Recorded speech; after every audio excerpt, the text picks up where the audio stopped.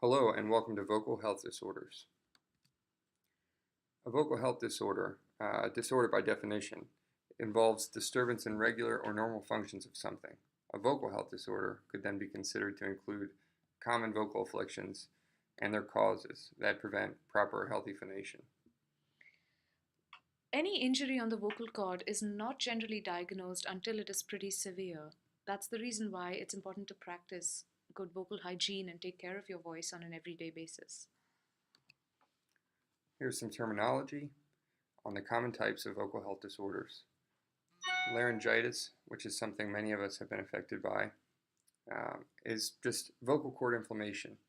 Vocal nodules are also very common in singers. They're small callus-like areas that form from misuse or abuse and stressing the vocal cords. Vocal polyps are similar to a blister. They develop quickly, just as you'd have a blister in the inside of your shoe from wearing the wrong shoe. Vocal polyps develop from misuse or abuse on the vocal folds. There's also vocal cord tumors, vocal cord paralysis, which could often be life-threatening, and there are also some psychosomatic disorders, which are the last three.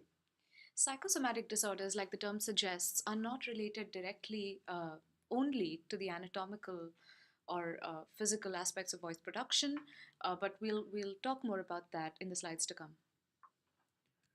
Spasmodic dysphonia is one of these. There's adductor and abductor dysphonia. There's also a mixed, which involves both.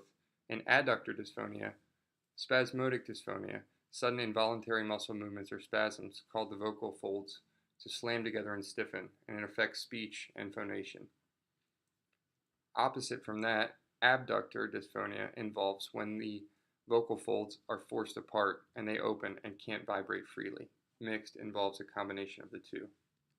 Spasmodic dysphonia is often diagnosed without understanding the cause.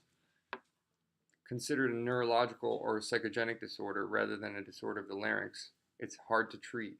Some common treatments involve Botox, surgery, and voice therapy, which would be with a speech-language pathologist. Tony Rice, who's one of my heroes, was for many years the standard in bluegrass singing.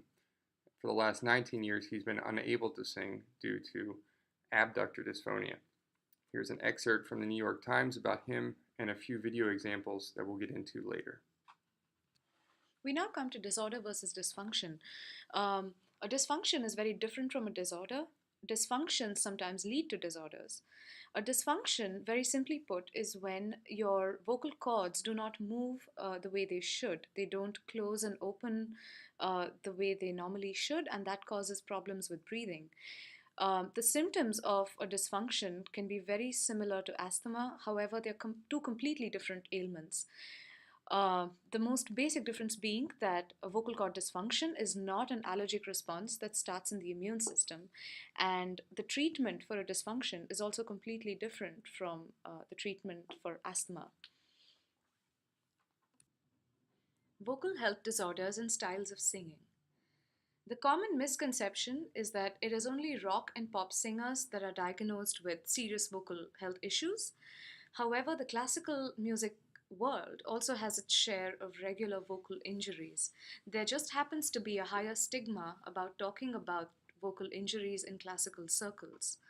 In all of this, it's important to understand that singing is not just a physical thing, it's an affective state, it's an emotional state, and therefore, injuries also are not purely caused due to physical reasons alone. Therefore, we do well to have treatment plans and recovery plans that address the whole person and the mind body complex rather than just treat a bunch of muscles.